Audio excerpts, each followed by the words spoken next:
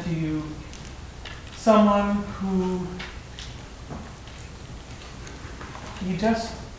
you'll know at the end of this lecture, he just makes my spirit shine, is about the way I want to say it. I see him or I see his name, and I immediately think of the better side of human beings. Not only Paul himself, but the people who helped him along his way. We are going to first show you a video that was made of Paul's life, and then he'll come and talk a bit. And please, have your questions ready, because he loves it when he gets questions. And if he doesn't get questions, I flip. Okay?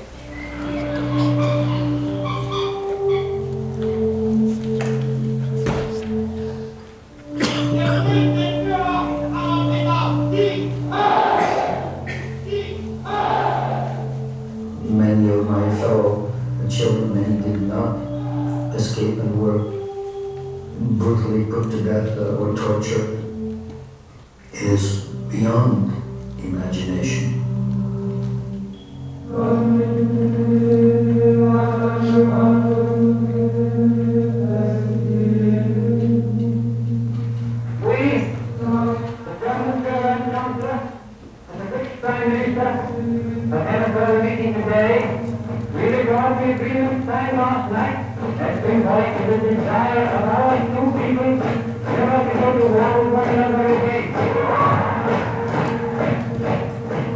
I know that it happened. I know that I was involved in it.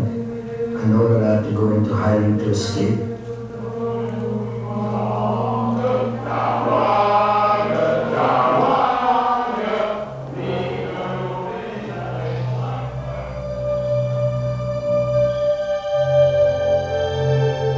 I prayed very hard for my parents, my mother and my father, the teachers and the other children.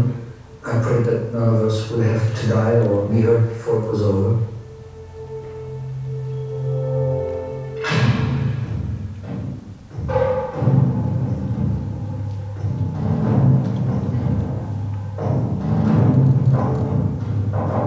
World War II and Europe was filled with rage and madness and killing.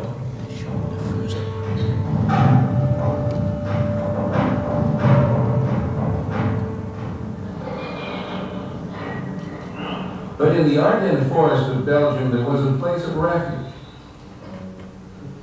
Tucked away in the small village of Gemwanda was the children's home of Queen Elizabeth. Here, sanctuary was offered to 83 Jewish boys. Sanctuary from the persecution of Adolf Hitler's Nazi Germany and the evil of the final solution.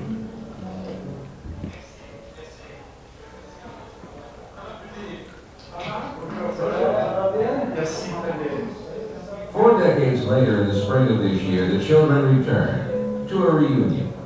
Men in midlife with their families and friends to greet and embrace each other and the people who were their saviors. This is the story of one of the children who was saved, Paul Schwarzbart of San Rafael, California. Teacher, father, Jew, survivor. All that he is was shaped by what happened 50 years ago to a frightened little boy when hell opened up and claimed him.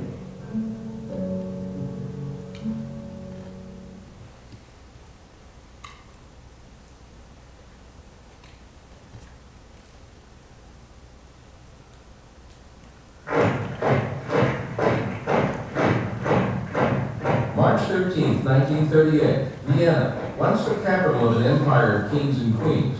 This historic city is now the center of the Anschluss, the Nazi annexation of Austria, and where Adolf Hitler returns in triumph to the land of his birth. It was here as a young man that he suffered humiliation and failure as a would-be artist, and where he began to nurse his hatred for the Jews. It is also 1 month before the 5th birthday of Paul Schwarzbart, the only child of Friedrich and Sarah Schwarzbart. Austria is the land of their birth and a Jewish family heritage which dates to the 1700s. They have prospered in a country where 200,000 Jews not only made their home, but helped to define the culture. The Schwarzbart family is as much Austrian as it was Jewish. Both of Paul's grandfathers died fighting for Austria in World War I. Now, if Hitler can have his way, the 1,000-year tradition of Austria's Jews is to be obliterated from history, from memory. One morning, my parents were standing out the window looking rather shook up, and I remember going to the window, looking out and seeing this strange, huge flag, a red flag with a white circle and a strange-looking cross in the middle. So overnight, the Austrian flag had been taken down and the Nazi German flag had been put up with a swastika. And this is how quickly it happened. In Austria's new Nazi regime, the Jew is an enemy of the state. Paul's father had his job taken away, and the family apartment was confiscated and given to a Nazi family. Austria, the land of Strauss and the wolves, is now a land of violence and intimidation, even for children. Children I'd grown up with, and good friends, all of a sudden were wearing the button with the swastika and their lapels and telling me, dirty little Jew, to get off the sidewalk and walk in the gutter where I belonged. The sound of breaking glass gave the name to the night of November 9th and 10th, 1938, Crystal Night, a rampage of terror and destruction directed against the Jews in every corner of Germany and Austria. The Nazi brown shirts were avenging the death of a German diplomat killed by a Jew. When the rampage had ended, the cold November sun revealed over 7,000 Jewish homes and businesses plundered, 300 synagogues put to the torch, close to 100 Jews killed, and 20,000 arrested and deported to concentration camps. In the last days of 1938, as many Jews before them were forced to do, the Schwarzbarts and other family relatives fled their homes, leaving behind everything they once cherished. They left Austria forever.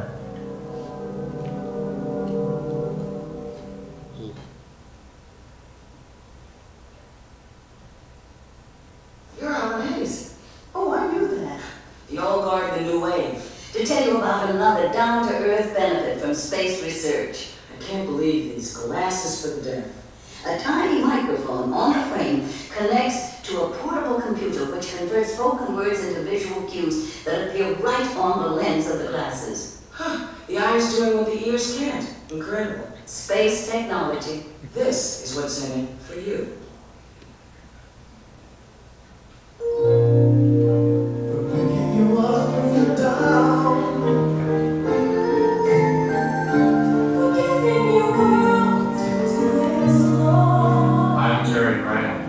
Volunteer spirit is alive and growing in the Bay Area. People helping people.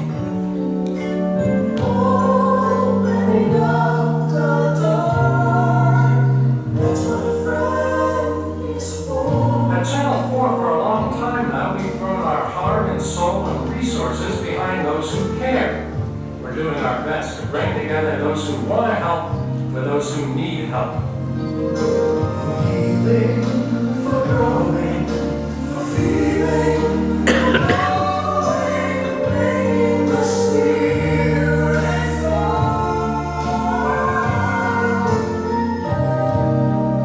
After all, that's what a friend is for.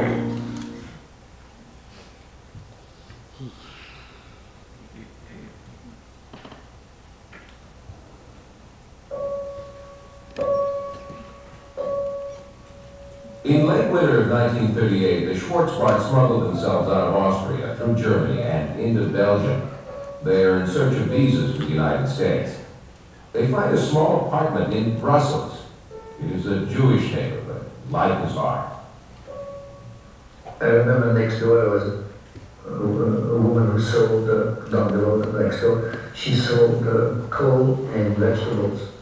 And occasionally she would sell my mother some rutabaga or potatoes or sometimes the leftovers from it, whatever my mother could afford to pay for it. She always managed to cook it. I have disliked rutabaga ever since. I don't think I want to look another one in the face. But it kept us alive.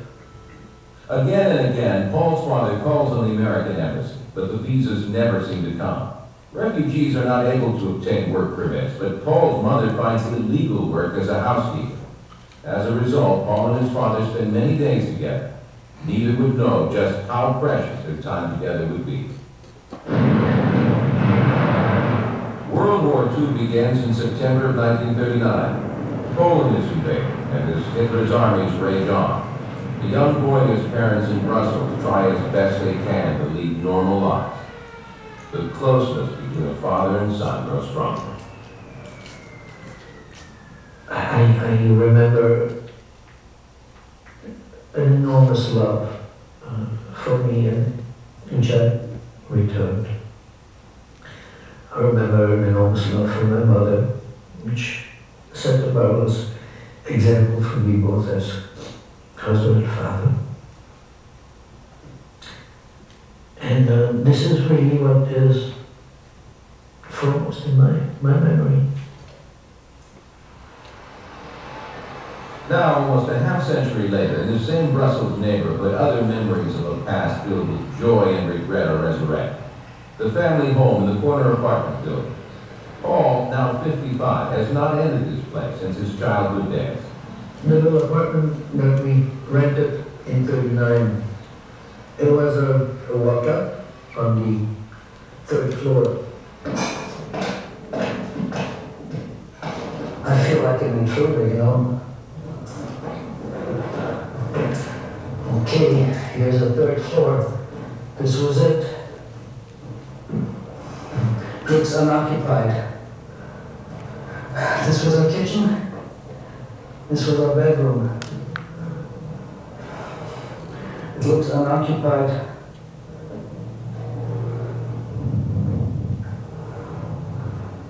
Looks like a storage space. Is that really how small it was?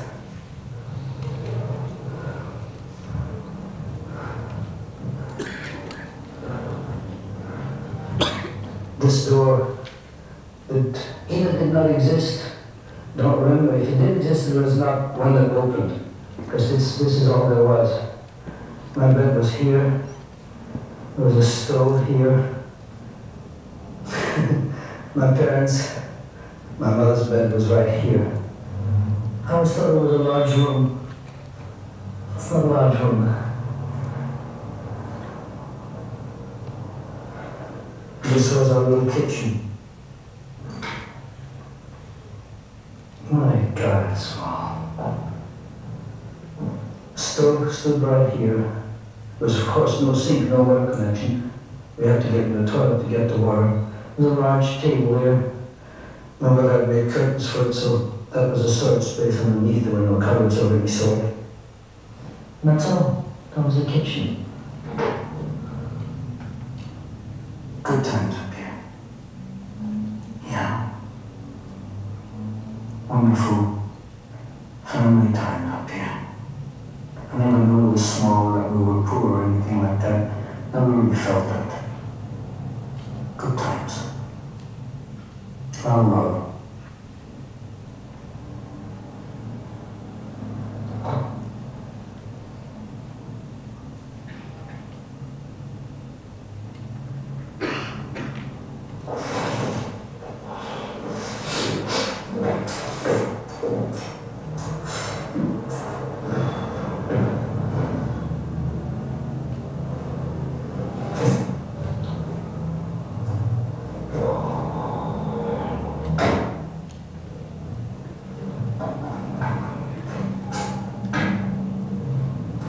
You don't need much to be happy.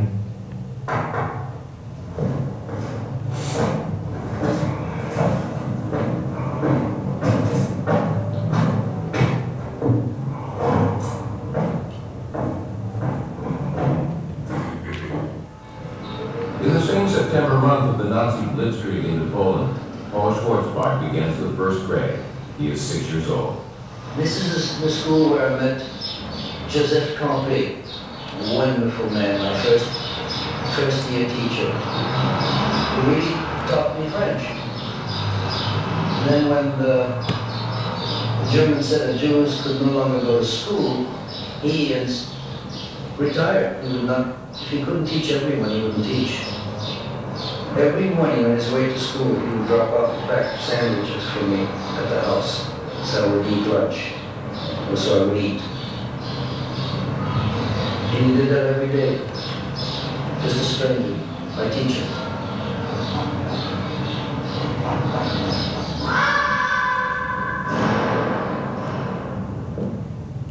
This was a good place. Still looks like a good place. Kids learning. The journey in time, I think, is the most difficult one to make.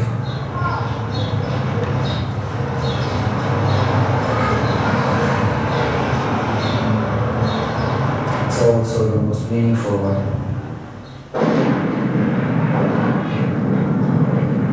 Friday, May the 10th, 1940.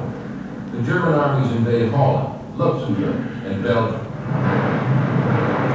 Disregarding the 3-year-old package of travel, Hitler's swift attacking infantry and panzer divisions overwhelmed the Belgians. On the same day their country is invaded, Belgian authorities begin a roundup of German-speaking refugees. They are seen as potential spies, possible Nazi collaborators. Tragically ironic, most are Jews running from the Nazis. In a roundup which lasts 3 days, upwards of 10,000 are seized. Paul's father is among them. Well, we were on the 3rd floor in our bedroom, and someone knocked at the door, and there were uniformed Belgian police with the white helmets and civilian. And they had papers, and they asked for Friedrich Schwarzbart, and they said that because of the war situation, he, being Austrian, he had to accompany them. It was very simple. It was not unfriendly. It was very matter of fact. And my mother was beside herself. I didn't know what to do. And they said that we could come down to the police station and bring some things to him. And off they went.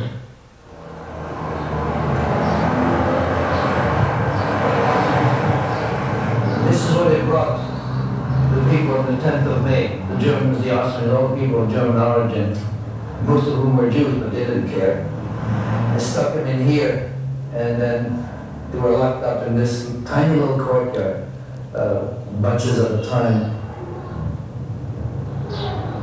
I still see them all standing there, huddled together.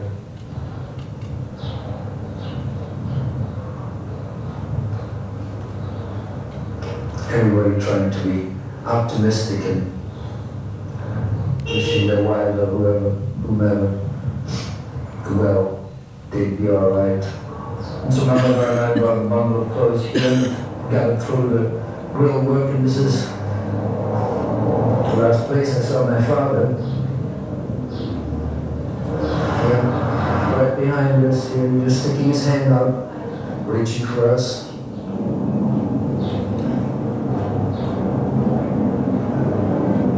Dismal place. It's dismal then, it's even worse now. He told me to take good care of my mother, that he would be back, but that I was the man of the family now, that I had to take care of Mutti. And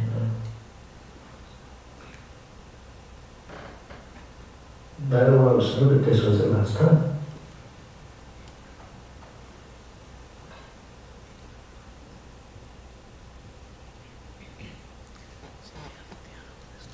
As a doctor, I want all Medicare beneficiaries to know you have a choice of Medicare health plans. The private health plan option lets you choose health maintenance organizations or similar plans. Or you can choose to stay with the traditional Medicare. Each system offers high-quality care. Medicare's free booklet helps you compare and choose what's best for you. For more information, write Options, Care of Medicare, Baltimore, Maryland, 21207. The next time you're sitting around with some friends, try this. Raise your glass and say, to freedom. Try it. You may feel slightly self-conscious, but after all, no harm can come, can it? 2 students in Portugal were sentenced to 7 years imprisonment for doing just that. Toasting to freedom. That incident on May 28, 1961, sparked the creation of Amnesty International. Since then, we have intervened on behalf of tens of thousands of prisoners of conscience. But today, in over 50 countries, you can still be put in prison just for saying what you believe. In over 60 countries, torture is still systematically used. In over 100 countries, you can still be put to death, even for political offenses not involving violence. How effective are we? A former official from El Salvador testified. If there's an appeal from some foreign government or Amnesty International, then they will live. Otherwise, they are dead. Join us to freedom.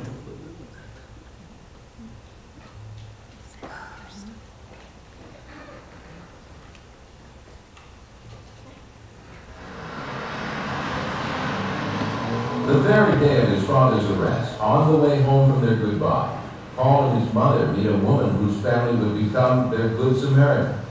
My mother went into a Red Cross station to find out if there was anything else we could do for my father, if we could find out where he was being sent and so forth. And as fate will have it, we spoke to a woman named Ives. I think she just reacted to the way my mother and I looked. And took pity on us, and as a human being in need of solace and help, and she willingly extended her hand. Andre Eckstein, realizing the Schwarzbarts are alone and destitute, offers Paul's mother a job working in the Eckstein home, taking care of their children. The husband, George, is an architect. For the next 3 years, Paul spends a great deal of time in their house, and a relationship develops into something much deeper. They were not Jews, these people were not Jews, which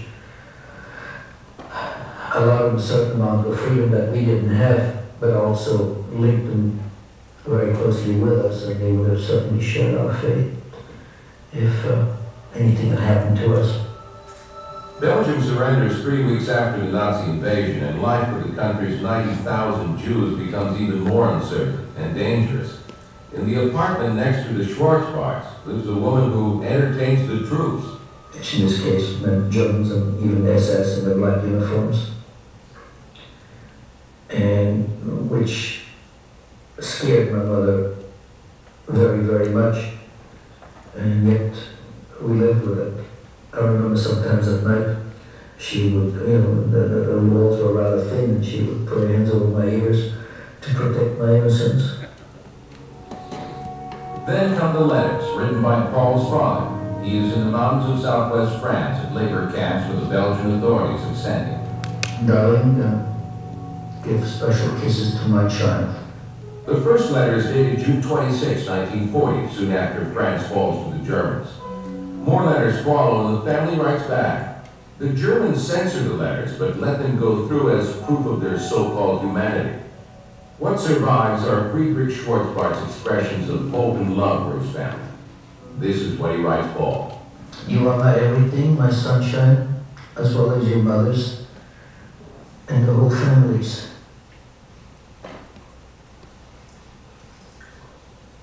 I'd like to hold you fast, to love you, tell jokes with you, but also, unfortunately, that is not possible, because I'm here.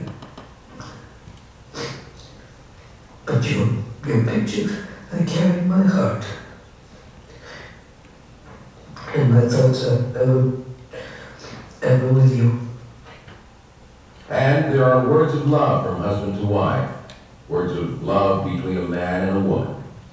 It's a poem you wrote my mother on the occasion of their 10th wedding anniversary, October 25th, 1941. Around me, woods and meadows, and lush green mountains blooming in the sunlight. Everything so peaceful, and then God's wonder. And yet, much, much more beautiful than all of this are you. I should so much like to love you, kiss your eyes, your hands, your mouth so red, and find so bitter to miss being near you. By the summer of 1942, the Nazis are after every Jew in Belgium. At first, a deportation quota of 10,000 is established. Jews are told they are needed for work in the East, but then come the street arrests and roundups. Sent to transit camps, the Jews are often beaten and tortured. Finally, the train ride to Auschwitz. The first group of Jews leaves on September 2nd. Within a month, all 10,000 are deported. For 2 years, Paul's father suffers in the labor camps of France, where 3,000 prisoners die from brutality, starvation, and disease. Stopping short of extermination, the cruelty of the collaborating Vichy government comes close to that of the Nazis. In August of 1942, even that fragile distinction ends. At Germany's demand, the French hand over the remaining prisoners for deportation to the death camps in the East. August 24th, 1942. Dearest city, dearest Monica, I found myself going through the train station in Lyon and take the opportunity to send you my warmest greetings and kisses and utmost love. At the first possibility, I shall immediately write again. Stay in good health. God will help. With all my love, your Papa Fritz. Paul's father never writes again. His 99th letter is his last. There are no letters from his next destination, Gross Rosen, or the one after that, Buchenwald. My mother often wondered why nothing happened to us, but I think that she simply accepted it. That's really how life was in those days. The person next to you was arrested and you kept on walking. Someone on the street was shot and you were not. And one was just grateful to be alive no matter how tough it was. And of course it started to get tough really in 42 and 43, and that's when the underground approached my mother and asked her whether she wanted to save my life, which is an interesting question to ask her about it. And if she did want to save my life, she'd have to simply give me up. Paul's mother, now seeing the Nazis are rounding up old people and children, talks to the ex-teens about the choice she must make. When the stranger from the underground returns that night, she has her answer. When she was handed that lifeline for me, I think she grabbed it. It seems to me that she had been probably agonizing over the problem of finding a solution of what to do with me, how to save me. Paul is to leave this night. The ex-teens offered him the use of their family name. The destination is secret.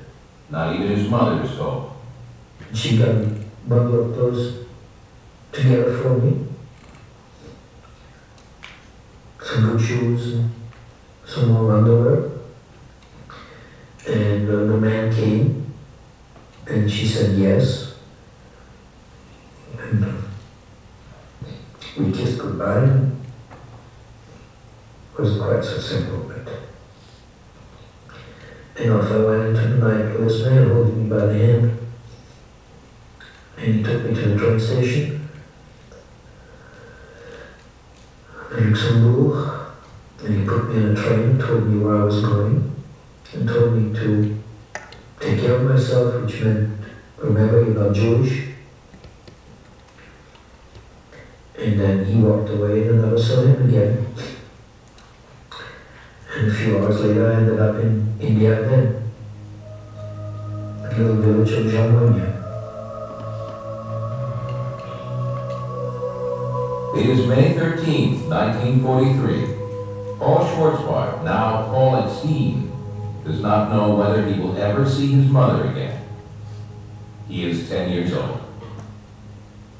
And now that I am a father, I'm beginning to understand what she must have gone through to say yes to letting her son walk away in the night, not knowing whether she would ever see him again.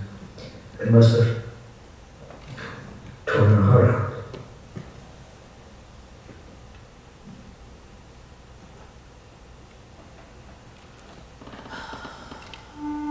Gotta go, Dad.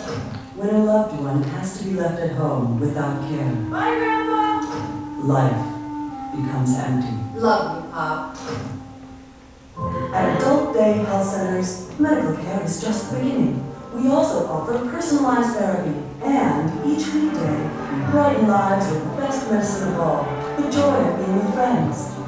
If you know someone who can help, call us today. Brighten someone's life. Do you think you could be a guide dog without going upstairs? Moselle Zimmer volunteers by helping puppies become guide dogs for the blind. It really doesn't take much to make a difference. Just a few hours of your time can mean so much. If you want to show your care, become a volunteer and find out how good it feels. Call your local volunteer center at 800-CARE-123. That's what a friend is for. Tom Waddell competed in the 1968 Mexico Olympics. He came home one of the 6 best athletes in the world. He was also a physician, and even when competing overseas, he took time to care for the sick. In 1982, he founded the Gay Gamers, who fight the cliches of both athlete and homosexual.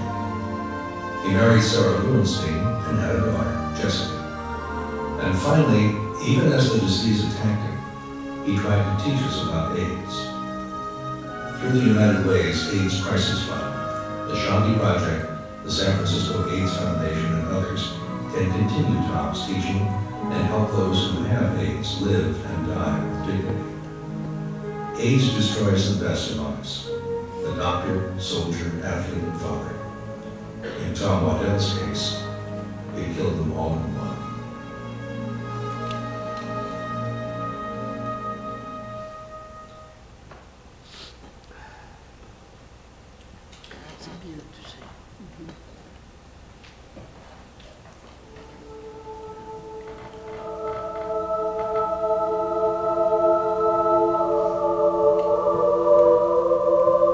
Located on the Seminole River, Jemwania is a farming village of about 1,000 people during World War II. And it is during the war that this 19th century chateau becomes a shelter for the needy children of Belgian soldiers. Named for the Queen Mother of Belgium, Queen Elizabeth, the chateau now becomes a place of secret refuge for Jewish children, a special place in the life of 10-year-old Paul Schwarzbart. I arrived in Germany in the morning and I was picked up. I hadn't thought about that for years. The Jewish boys aged 5 to 14 begin arriving in March of 1943. They are overseen by 30 teachers and monitors and by a handful of nuns from the Order of the Sisters of Charity.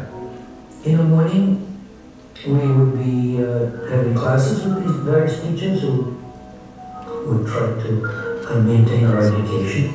And in the afternoon, we played. We went out in the woods as scouts, and we built our huts, and we had our scouting games. They all learn about getting along, about living with other human beings. Paul becomes a Cub Scout leader. There I was. Proud as can be, probably the shortest among them.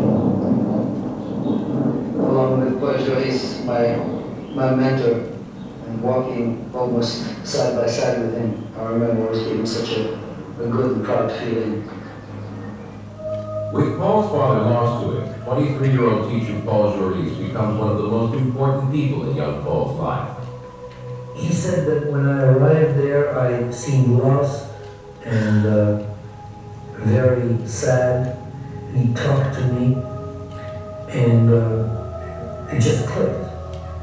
And that one person extending his hand to me, I think made all the difference. It made some of the loneliness disappear, some of the fear. I have an enormous love for that man. The home is administered by Emile Taquet, a retired Belgian Army officer, and his wife Marie, a couple with no children of their own. Every night she would tuck every and each boy in his bed and kiss him goodnight. And I remember how we waited for Mama Taquet to come out. We wouldn't go to sleep, and she would detain until she had kissed us goodnight. Though the chateau is in a remote corner of the Ardennes forest, German troops are a constant threat. Other safe houses in Belgium are discovered, and their children and benefactors arrested and sent to death camps. One early morning in July of 1943, truckloads of Nazis with machine guns pull up to the chateau and began to search its rooms and hallways. I was so frightened that I wet my bed. We were on thin straw cots. This went right through and dripped onto the floor, where it was audible. And I remember two of the German soldiers hearing it and looking under the bed, and then one laughing and the other and saying, this kid just peed in his pants. And they thought very good-naturedly, this was very funny. All they had to do was throw back the covers and it would have been the end of fun.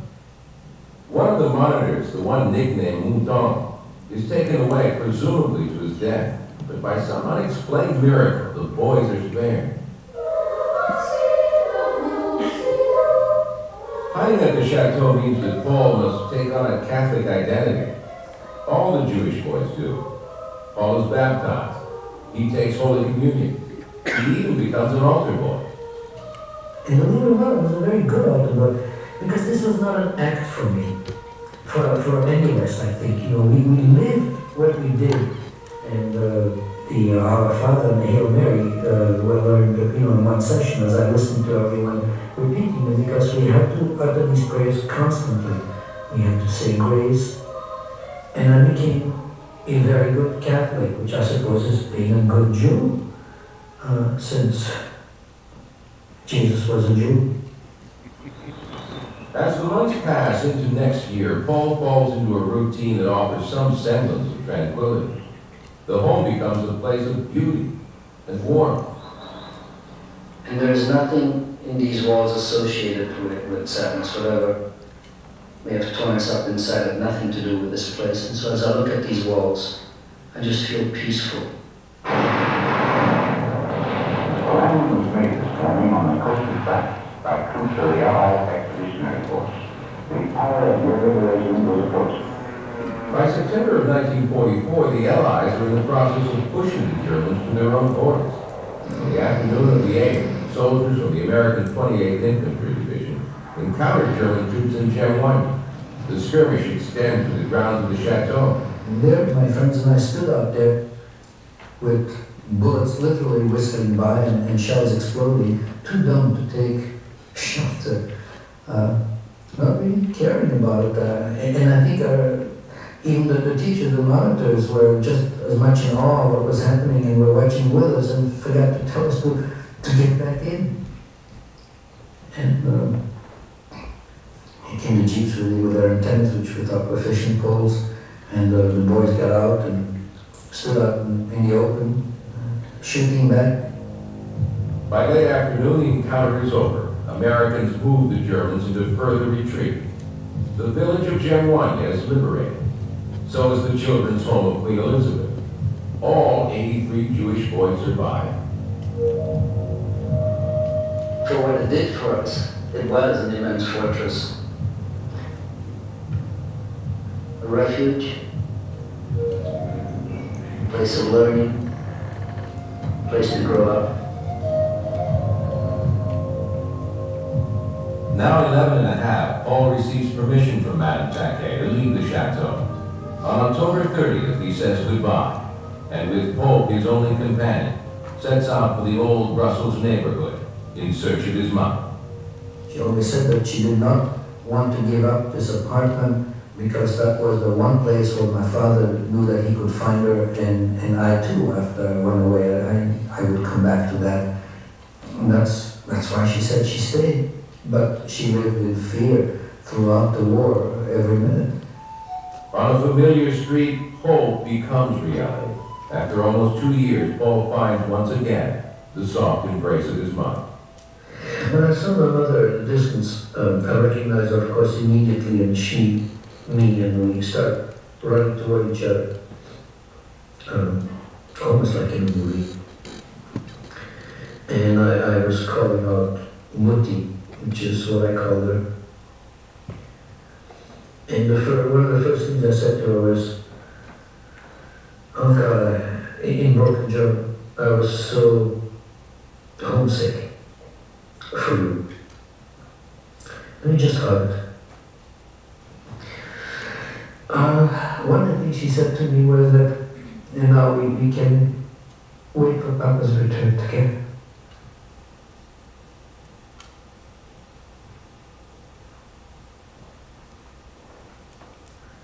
So we started waiting and inquiring, filling out forms, trying to find out where he was and when he would be coming home.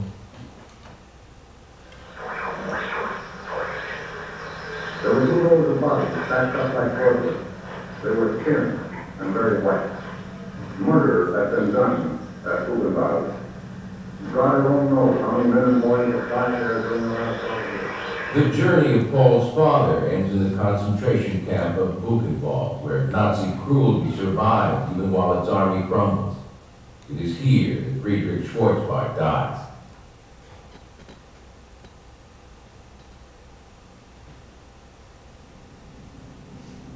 There is an epilogue to the story of Friedrich Schwarzbart, and it is found here in the Brussels office of the Belgian Ministry of Justice.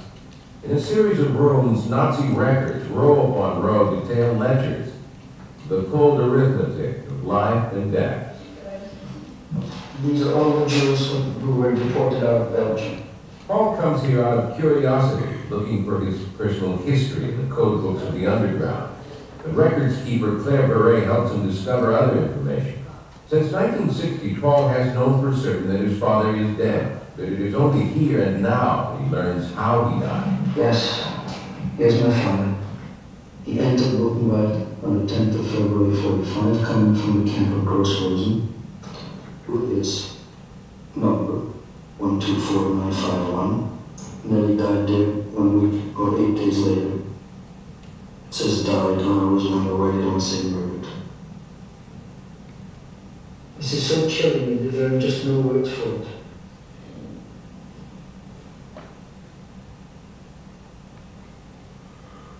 I know all these things existed to see your own father's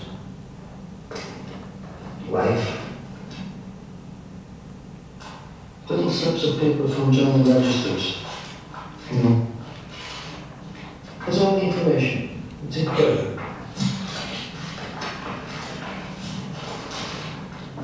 Oh my God.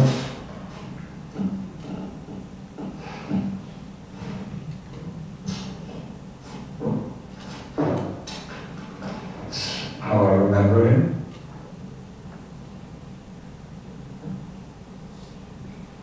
Told this Marshal, dear Lord, he was part of the death march. Perhaps it says that both his feet were frozen. And perhaps sepsis means that he developed blood poisoning or something. The cold arithmetic of life and death. Friedrich Schwarzbart, tattoo number 124951, died of blood poisoning at 5:30 on a Sunday morning. It was February the 18th, 1945, less than 2 months before the camp's liberation. He was 42 years old. Is there ever a time when I don't think about my father? No, there really isn't. I think about him very, very, very often. He's always with me.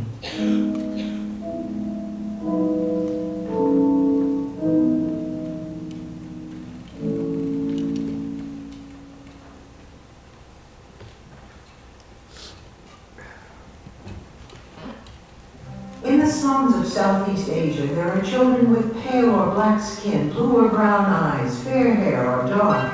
They are despised by their own societies, nicknamed the impure or the half people. Yet these children are half American, and they're persecuted because of it. I'm Jean Stapleton. Please help these children. Contact the Pearl S. Buck Foundation. Thank you.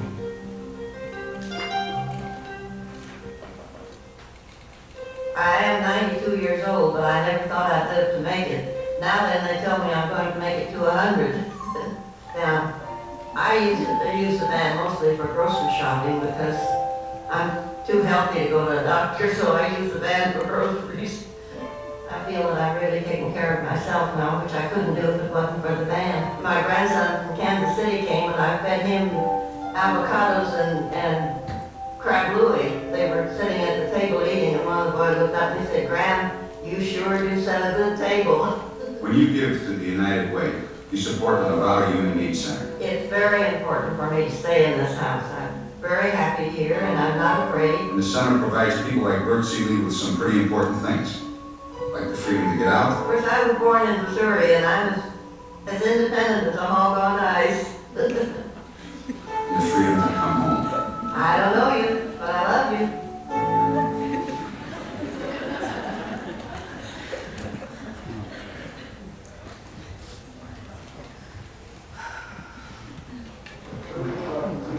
You know, this was a big battlefield. More than 4 decades later, the chateau is alive with familiar voices again. Oh, God. Paul and the others have returned to remember. You've come a long way for this.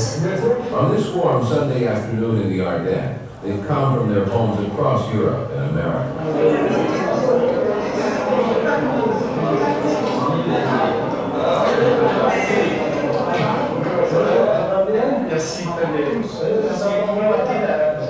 With loved ones, 44 of the boys returned for a reunion. For many, including Paul, it is the first time they've seen each other since their childhood days. These are human beings that, even though we have not seen, for the most part, one another for 45 years, we walk up and time means absolutely nothing. You embrace one another, you kiss, and the glow is so profound, so special. His beloved teacher, Paul Choris, is here. Now 67 years old, he is a professor in Brussels. Oh, God.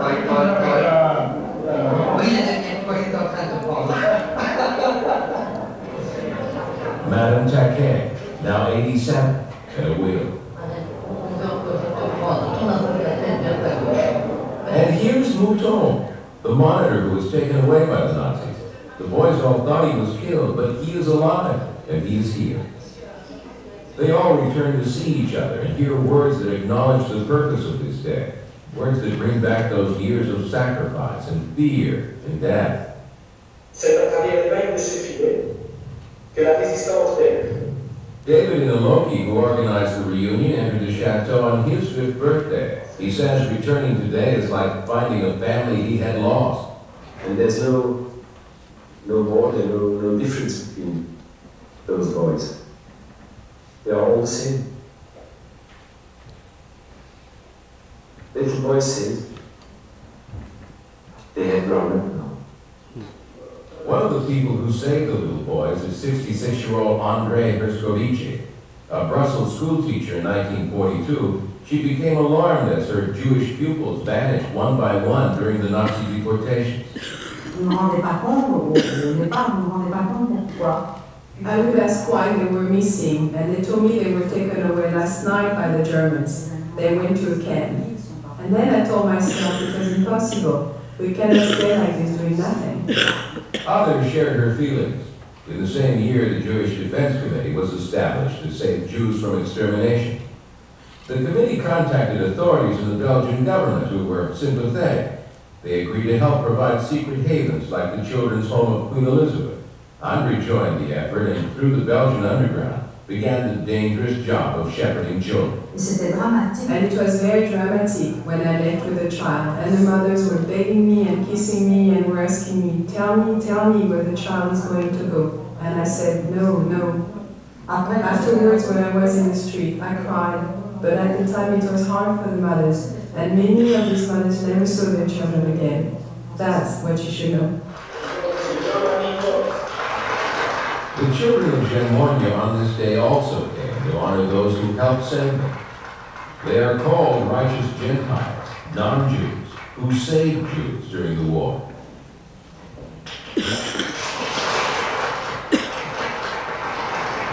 Israel's ambassador to Belgium presents diplomas and medals to 31 of those who saved the 83 Jewish boys from the Nazis. Madame Taquet is among those honored.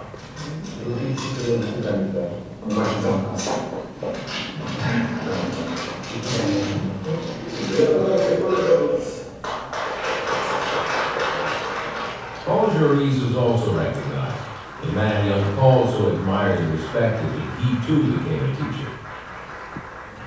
After the ceremony, mentor and student talk about the past. Paul remembers when I arrived in Germany. With new shoes. You had new shoes and it was very difficult for you to walk. Do you remember? I remember that because, you know, Mommy equipped me for going away forever. Yes. So I had good shoes on.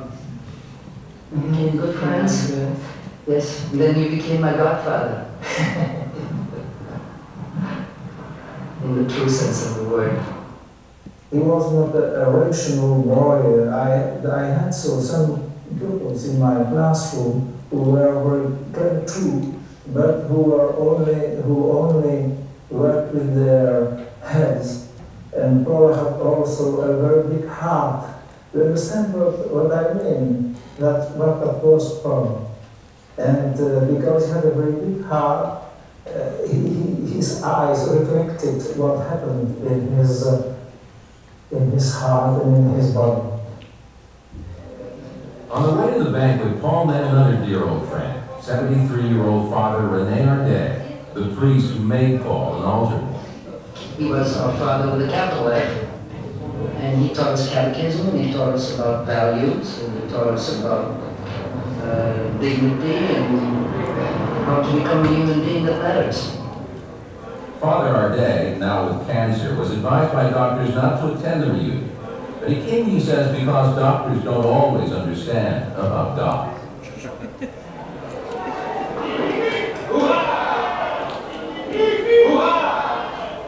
At the final event of the day, 250 people gathered for an afternoon of informal celebration. Here in the church banquet hall, they'll share food and drink and complete their renewal of the past. They sing to remember the love of the grown-ups who saved them and the comradeship of the other boys. They sing to declare their own survival. They sing to forget what they can never reclaim, the dreams that were shattered on the night of the broken glass. They sing to celebrate one small, undeniable, and particular triumph of good over evil, a conspiracy of love between men, women, and children with two faiths, but one God. It was a Christian prayer, and we sang this, thanking the Lord to give us food for that particular day. Yes, and we were thankful. It was a Christian prayer, that's all. Nous aimerions porter un toast à la santé de Madame Taquet. A renewal of the past. In this hall, Madame Taquet is surrounded by people she cared for and loved so many years ago. In all, she was responsible for 125 Christian and Jewish children, as the family had had its normal problems. When the children arrived, they brought very little with them. So Madame Taquet had to make certain there was enough food, clothes, proper instruction. There was not much time to always worry about the Germans. Of Paul, she remembers a young boy who was well-mannered and educated. Madame Taquet and her husband called him the Little Prince. She had great affection for him. Sometimes I say to myself when I look at you, if the outcome had permitted, you would have been my child. You had nothing to worry about. Nothing would have happened to you. A renewal of the past. Men who have become doctors, artists, businessmen, husbands and fathers, stand together on a stage and declare with great pride their names, the real names they were forbidden to say while they were in hiding here. Je m'appelle Paul Extin. And Paul pays tribute to the family whose name he borrowed. Andre and George Extin are dead, but their 3 children remain close to Paul. My feelings for all of them are total love and respect. They are indeed all members of my family in the deepest sense of the word. As the hours grow short, they look to exchange a few more pictures, memories, details, to discover and to show how it all turned out. As though the past was close by, This afternoon of reunion allowed each of them to reaffirm the human capacity for love. I still love my children the way I loved them at the time. Does a mother ever forget her children? I had adopted these children, and I kept this affection for them. And I would do for them now what I did back then. I was at the same time very happy to see all that people, and at the same time I was a little sad because it's past is no more. Past is no more.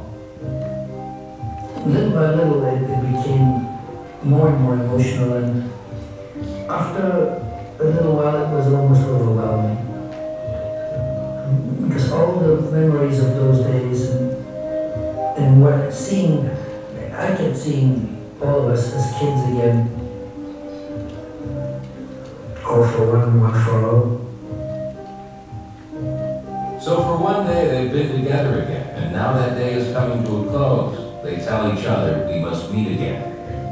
And on this one day they have celebrated together what they have celebrated apart for the past 4 decades, their own survival.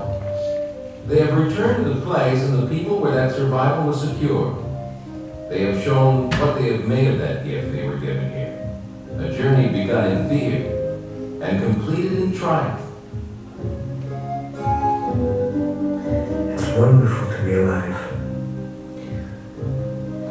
It's wonderful to be alive.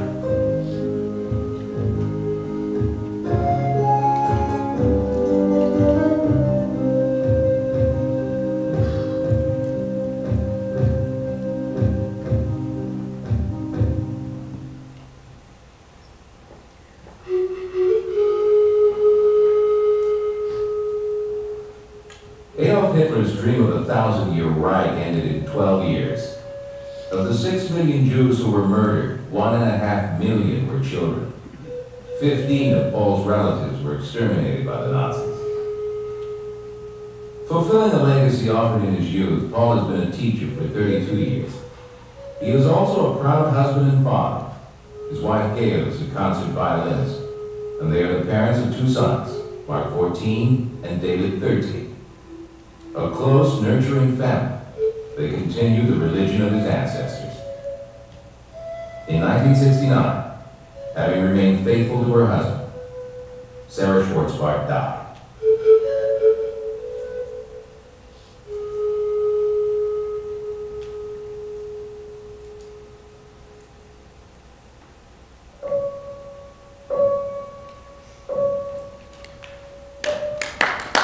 I'd like to sit down. Okay, I think I maybe should. Well, yeah, a couple of things I want to say. Okay, let me give you the microphone. No, the mic is there. They can hear me. Yeah, Okay. you can hear me, right? Loud and clear. It comes from the diaphragm. It comes from all those years of teaching and projecting my voice. You know, this film was made in '88, so the times and so forth are 20 plus years ago. Lost a few things, a little hair, mustache, things like that.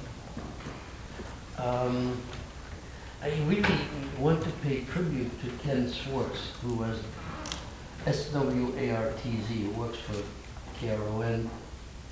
And he was the cinematographer who shot all that footage and then spent from May until November editing it and putting out the product that you just witnessed. I don't see this version very often. I forgot to tell them. That's okay, isn't it? I think the commercials were great, and it's usually Yeah. the vehicle that Well, they watch. what was great about that was that they were not commercials. Right.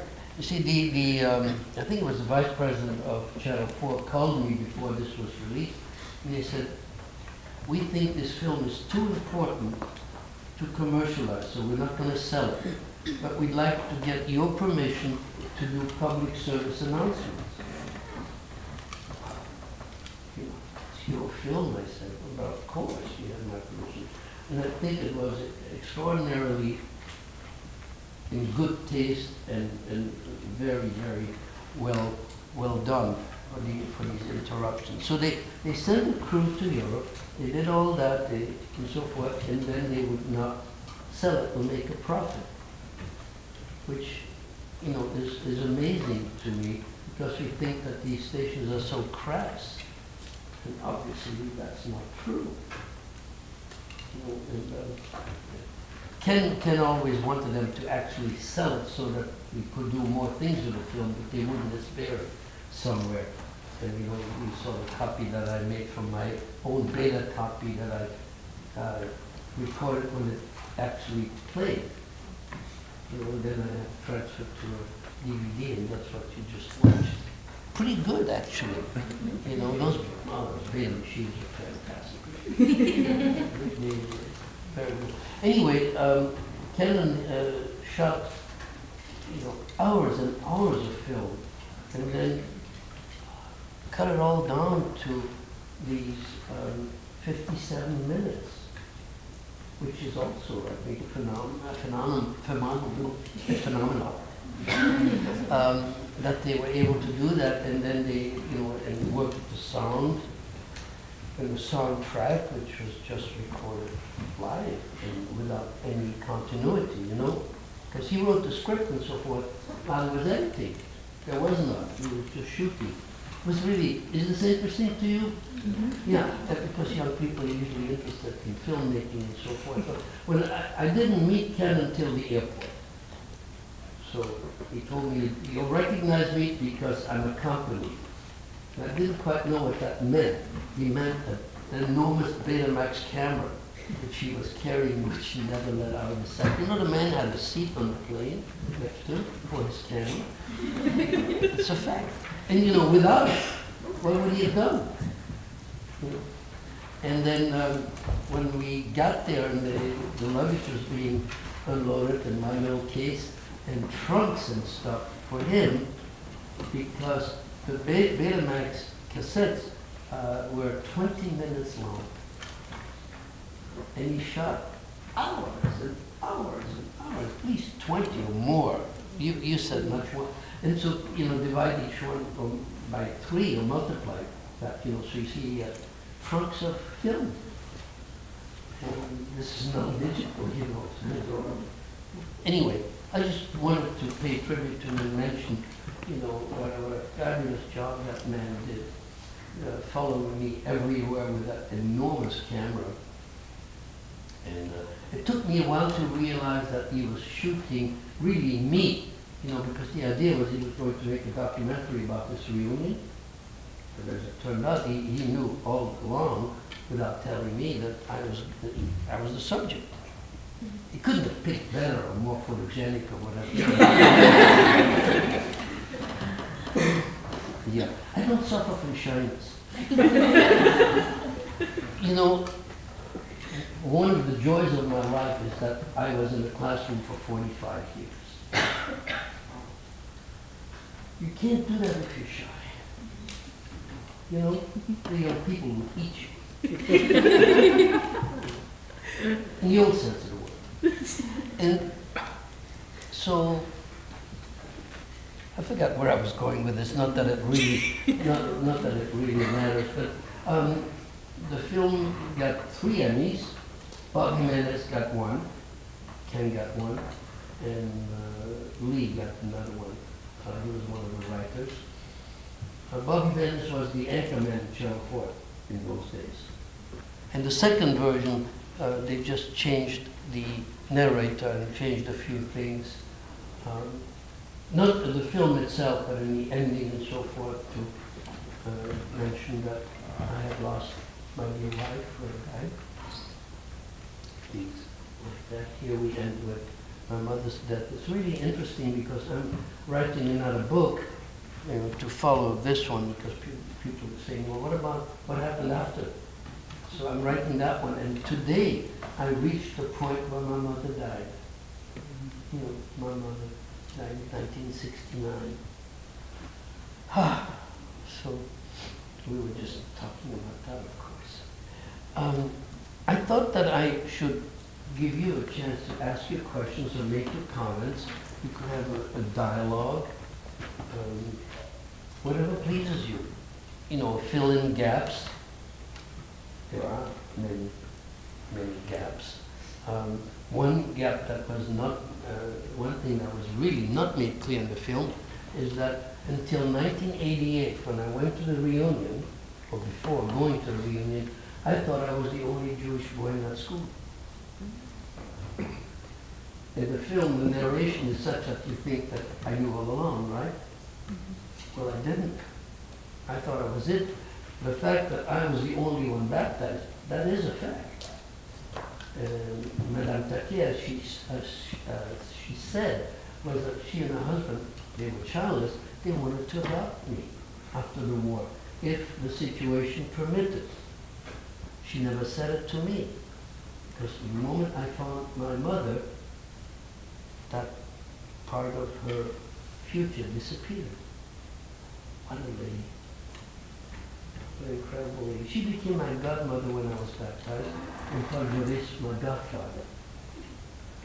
And until after the liberation, I called her Madame Taquet, and I called him Monsieur Joris, or by his totem name, Akela, you know, after Kipling, as a scoutmaster. Because how did I explain to all the other 124 little Catholic boys that I'd just been baptized? Right? I had to arrive there as a Catholic, so how did they become my godparents? You understand?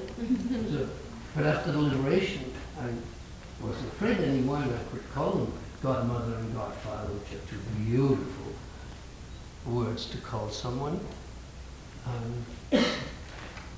They, you know, these were Christians who really deserved the term. They really lived their faith. I don't mean by going to church, but by really living what Christian faith is. And sometimes people ask me, perhaps you were going to, you know, how did I cope? Well, what's the big difference?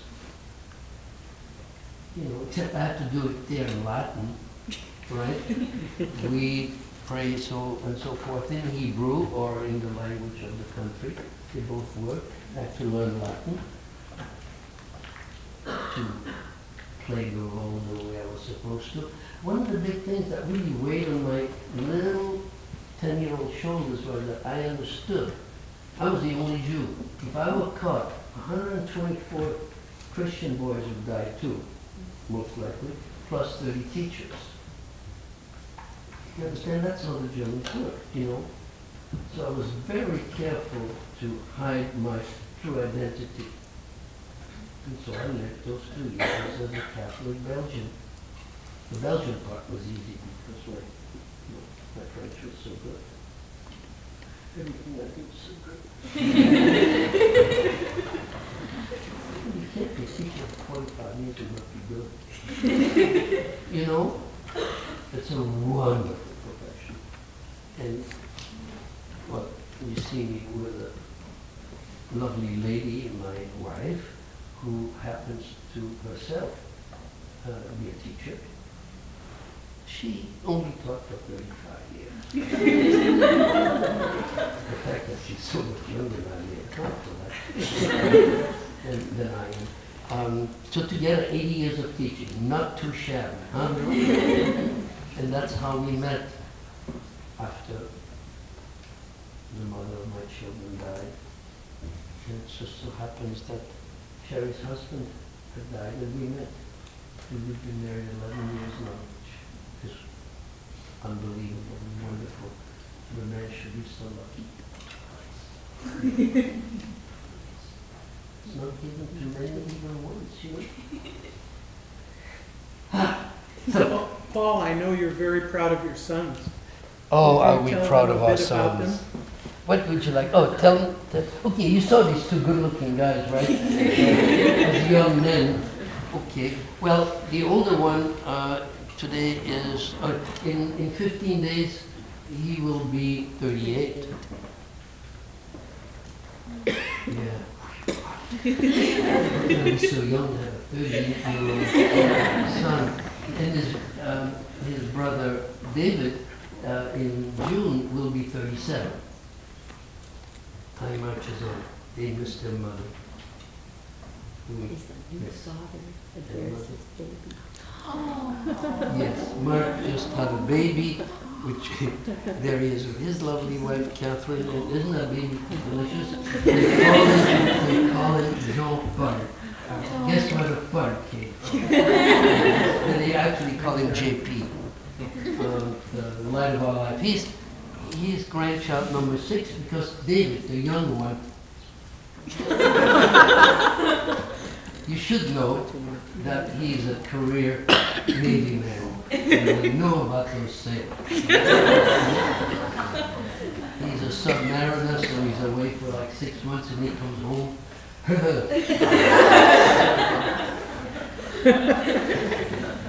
guess you draw your own conclusions, obviously. Right? Okay. So a lot of sadness, a lot of happiness, and I call it the toboggan or the roller coaster of life. You know, you don't know what's around the corner. You have to live for the day, remember the past, and look forward to the future without making it everything. No. Okay, I said I was going to answer questions and so forth, and I kept right on talking. Yes, please. Were you able to keep any photographs of your family when you were in hiding? Oh, was I able to keep photographs of my family? No. I left my mother with the little backpack that the Germans required we have by the door at all times. So when I said my mother got my clothes together, really they were together in the little backpack. Her backpack and my backpack. The one thing that she did was to take the star off my chest and off the clothes. You know, because we have to have a big star.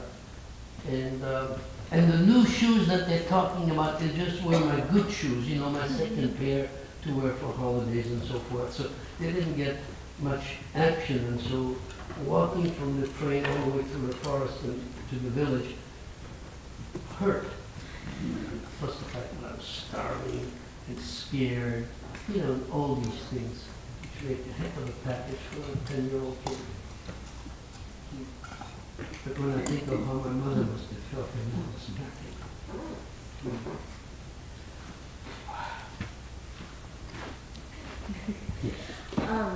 I wasn't clear at the film after the town was liberated and it said you went back to find your mother. Were you alone? Completely alone? And yeah, you know, it's good to know the boss, right? And since the principal of the school was also my godmother, I said, "Godmother, I want to leave." And she said, "Okay." Maybe not in those words. And so I made my way all the way from the Ardennes forest to Brussels, and walking the streets, as you heard, I saw my mother walking the other way. And we ran toward each other about a block.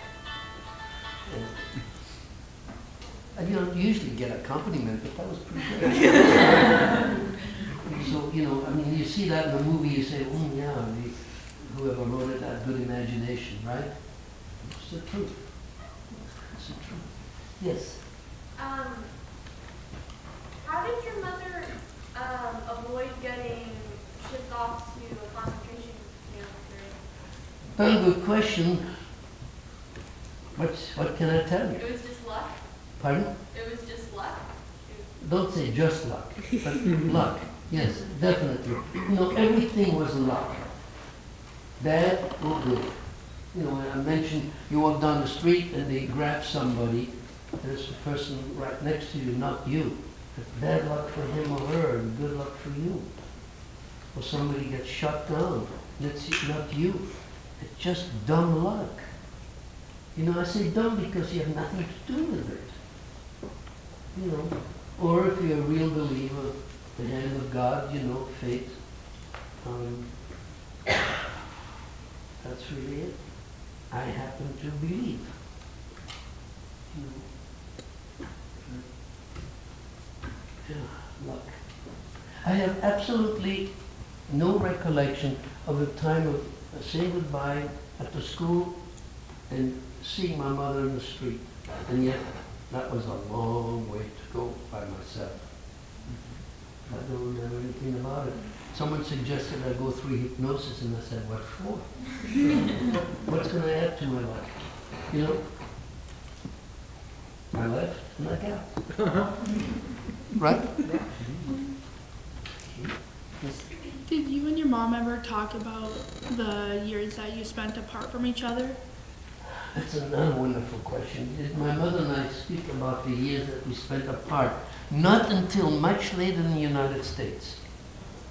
At the time, it was survival, you know, even after the war, you had to survive. It was survival, and thank God we're both here, and let's wait for Papa to return. And we didn't discuss anything. As a matter of fact, I often tell the anecdote that one of the nuns gave me one of her prized possessions to show how much she loved me, and she took the big cross, her big cross, off and gave it to me. You know, that had to have been what she had of the most precious, right? And I attached it to my belt. And later in the United States, my mother said when she saw me, there was this incredible joy of seeing her child. And then as she looked down, she saw a cross on my belt. And she said, it might as well have been a dagger through her heart. What had happened to me? You know, she never said a thing.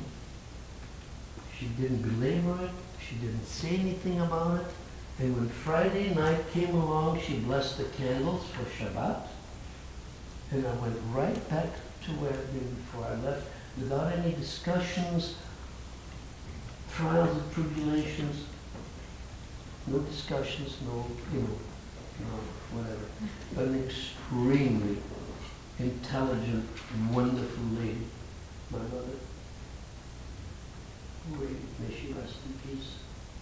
I hope she's with Dad. Or Papa. I never called him Dad in my life. My sons call me Papa, which I like. And their friends I was call born him to be Papa. What's sweetheart? Their friends call him Papa. Yeah, all my, you know, Mark and Catherine's friends, you know, whom I see quite often, all call me Papa. It's terrific. It's terrific.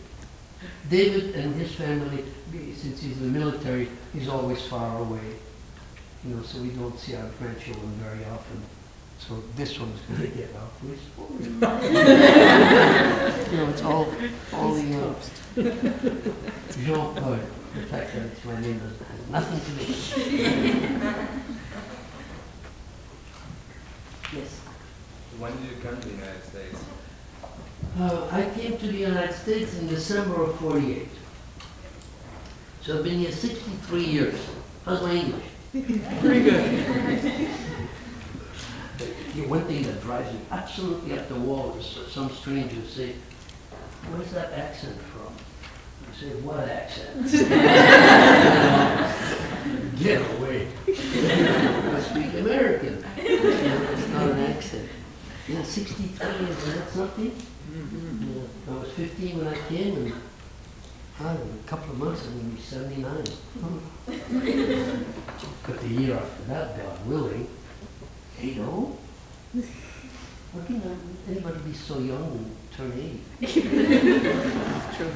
One of the miracles of life. You know, it's a very young life.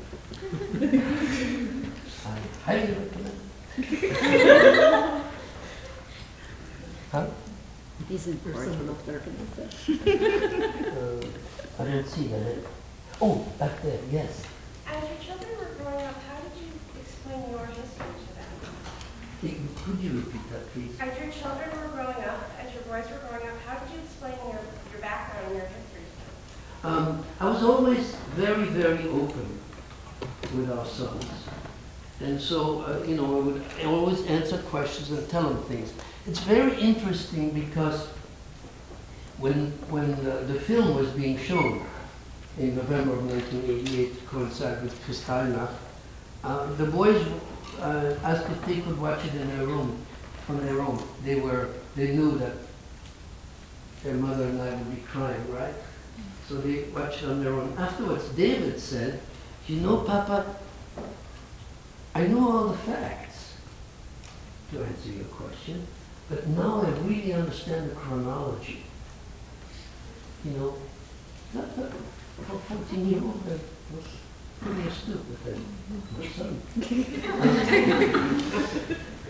I throw these in just to make you smile so things don't get too heavy. You know? Yeah, right. But I don't think I finished answering the question about, I forget what the question was, but I knew I didn't answer it.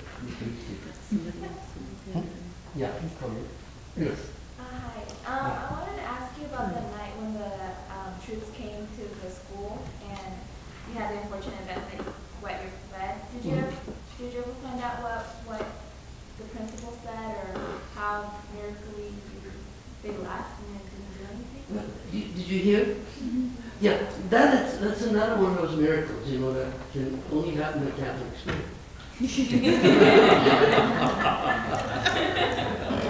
It was not meant to be the least bit funny. Nobody knows why they came. It was harassment. We know for sure, like 100% plus, that they were not looking for any Jewish kids, because all they had to do was look. You know, that's what I meant in the film when I said if they'd thrown back the covers, that would have been the end of fun. You know, they would have seen a circumcised penis, and that, in those days, that meant Jew. Nowadays, it does not mean that, because for health reasons, you know, many boys are circumcised, especially in the United States, you know, without being Jewish. And just think, if you know, the Arabs are circumcised, you know, which is interesting since they were Arabics. I haven't thought about that. Wow! They also bowed to the cross on which hand was a Jew. None of that makes any sense, you know. It really doesn't.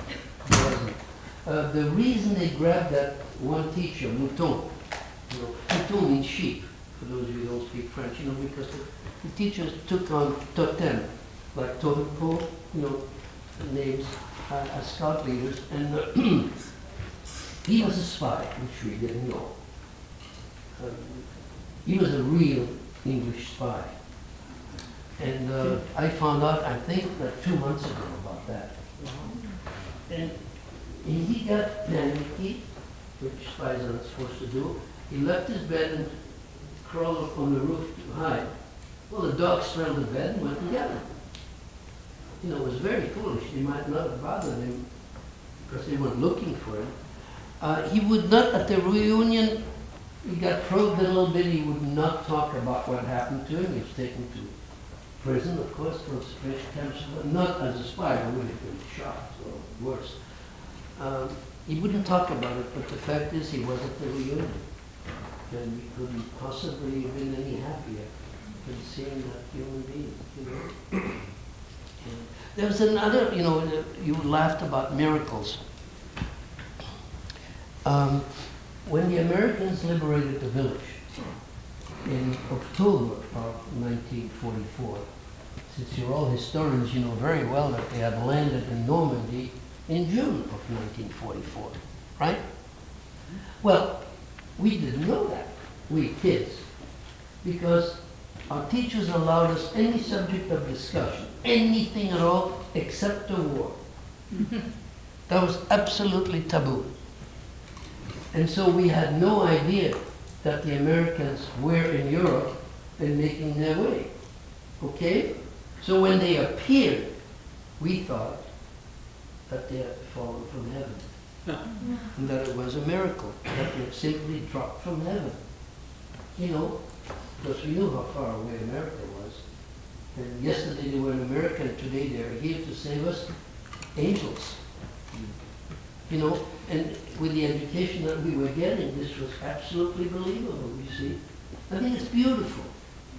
I think that for children to have that kind of innocence in the middle of a war is incredible. And the river behind the Sonoma, you saw the lovely river behind the school, with big fish. And so when we saw the jeeps with those things moving in the wind. We thought they were fishing poles because they were not in a river. I've never seen antennas before, or since. No. You see one of these guys, but they're attached, they're not probably right there. Anyway. Okay, next. Yes? How difficult was it to find information on family members after the war? And you said you were waiting for your father quite a long time. So yeah, what organizations were you trying Well, to... there were many organizations, the Red Cross for one, you know, many Jewish organizations. One of the things that I shall never forget is the panels, the boards, blackboards and others, filled with little slips of paper that people would pin up all over town. Have you seen so-and-so? Last address and so forth. Heartbreaking. You know, I'll never forget all those slips of paper. And in 1991, there was an international hidden children's convention in New York City, which I attended. 91. How far is that from the war? And the boards were up with old slips of paper. People were still looking for other people. I don't know which hurt more, that right after the war or in 1991, when it just twisted my guts. And everybody was looking for somebody. There was a rather naive outlook. I don't know if Hans had the same experience, but because, you know, experiences differ and sometimes they're exactly the same.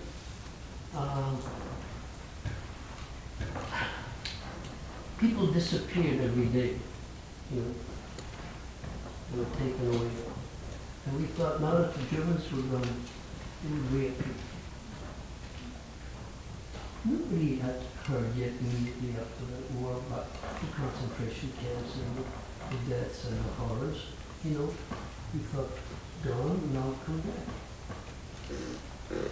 Yeah, didn't happen. Some of my family, by the way, this film was made, it said that I lost 15 family members, the reality is 66. Family members.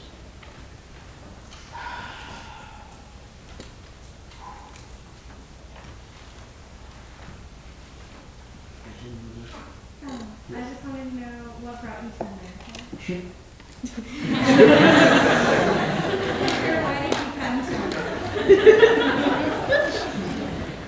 It's true. I always tell the truth. That was a low blow. Huh? What brought me to America? Do you mind if I sit down? My foot's beginning to give out a little. I took a tumble down a big set of stairs about 5 months ago, and it takes a long time to heal. Anyway, my parents wanted to come to America. That's why my father kept looking for those visas, you know. They had made plans that we would come to America to rejoin one of his sisters. He had 4 sisters. He was the man of the family since his age of 12. When he was 12, which was 1914, because he was born in 2, my grandfather died. He was killed as an Austrian soldier in the First World War. He fell right at the beginning, immediately. Well, my grandmother was left with 5 children, one of whom was my father. He was 12 years old, but he was a male, so he had to go to work and help his mother rear his sisters. That's how it was, you know, very natural. So they adored him and he adored them, of course. One of them had gone to what was then known as Palestine. One of them had come to America, and they wanted, my mother and my father wanted to join that sister in America and her husband. The other 2 sisters went up in smoke. There's literally nobody left at all. So that's why we persisted. in the idea of coming to America, not totally selfishly or blindly, because my mother was convinced for many years until we really found out that my father was dead. She was convinced that he was alive and that where would he go? He would go to America where he and his wife had planned to be after the war, so that's where he would go. It's very logical. Now I've got to tell you what town this was that they lived in. Are you ready? Petaluma. You've heard of it? Not all that far from here. Probably my biggest culture shock coming to America was going to Petaluma. Did I say something funny? Did I say something funny again? We'll go into it later. Okay, I look forward to it. And the other thing was that my parents were very, very, very vested in education. And I was going to the University of California. That was the plan, can you believe it? But going by maps at the time, they thought it was in San Francisco. That little bay didn't show up. It was amazingly interesting. Be happy to know that I made it there and taught for them for 26 years, and so you're smiling, aren't you? So there. I hope they are. They never saw their grandchildren. Oh, all these, you know, but I don't dwell on the negative. I try not to. You know, I try to tell you about all the wonderful people who helped me stay alive and how we have to look forward to all the good people in this world and always be thankful. But remember, the lesson is also when you see something that you think is wrong, learn to say no. Not I accept. If these young people have done that, I wouldn't be here. Many others wouldn't be here. Some of you wouldn't be here. Maybe the world wouldn't be here. Thank you for listening.